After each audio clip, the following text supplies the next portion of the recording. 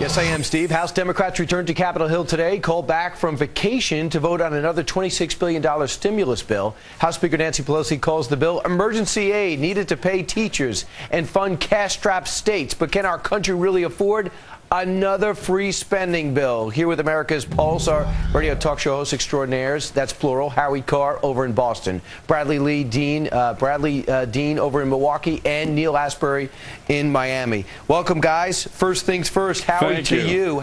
What's the reaction of the people of Massachusetts, your listeners in particular, about this another spending bill bailout for the states? Well, again, Brian, it's another bailout for the public sector. The private sector is withering away. The real unemployment rate is 16%, and the only aid is going out to prevent teachers from being laid off. And everybody's asking, well, that's great for this year, but what's going to happen next year? The tax revenues probably aren't going to be any better, and why isn't there any help for the private sector? And why is it only teachers, cops, and firefighters who seem to be in the balance? Aren't there other people that could be cut, other programs that could be dealt with? Neal Asbury, I posed that question to you. What are the people in Miami talking to you about? Neal, I'm not that good at reading lips. We'll get you a mic up in a second. Bradley Dean, the same to you. As co-host of the Sons of Liberty show in Minneapolis, your reaction?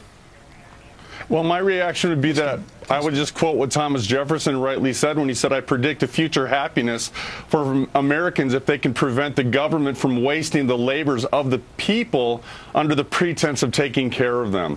Yeah, and on top of that great quote, I'll go back to you, Neal, for that, because in Miami, where you're based, unemployment's extremely high. People are struggling. Free checks might be good in the short term. Is that the reaction you're getting? Oh, absolutely not. I mean, we have become addicted to morphine economics, and this is just the latest binge.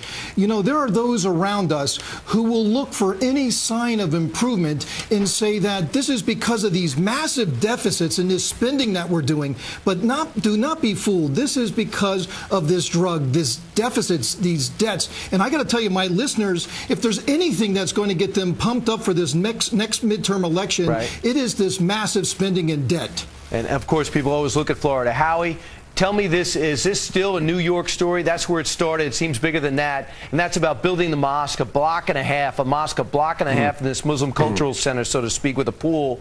And I imagine some other place to worship. That's going to be built. It looks like it's going to be green lighted. Our mayor here in New York says you should be ashamed for protesting against it. What about what's happening with your listeners? No, I think the people in Boston, we lost a lot of people on 9/11 as well, and I think they feel the same way as most people in New York. They're very disturbed at Mayor Bloomberg for calling people who are against this bigots. They agree with former Mayor Giuliani. Right. This is a slap in the face. You heard the woman on Bill O'Reilly's show last night, the Muslim moderate. I mean, this is there's no need for this. There's mosques all over the 5 boroughs of New York City. This is a slap in the face. This is something that shouldn't be done. Neal, with your action in Miami? Absolutely. I'd like to remind everyone that we're still fighting this war. And this mosque, this Islamic center, will be seen as a victory for our enemies. In the month of July, it was the deadliest month in Afghanistan. On June 7th, this became our longest war. We're still fighting this war, and our enemies will take comfort in this. This will be a victory for them. Bradley, do you see it that way?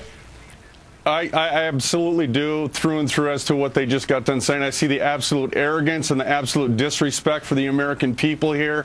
And it's always the American people who have to sit down and basically accept everybody for who they are when they come into America. And it's time for the American people to stand up and say to the foreigners that are coming to our country, it's time for you to see it our way. And when we say no as Americans, we mean just that. You're not doing it here. Howie Carr, Neal Asbury, Bradley Dean, thanks for bringing us the voice of the people of Massachusetts, Miami, and Minneapolis. Thanks so much. Thank you. Thank you.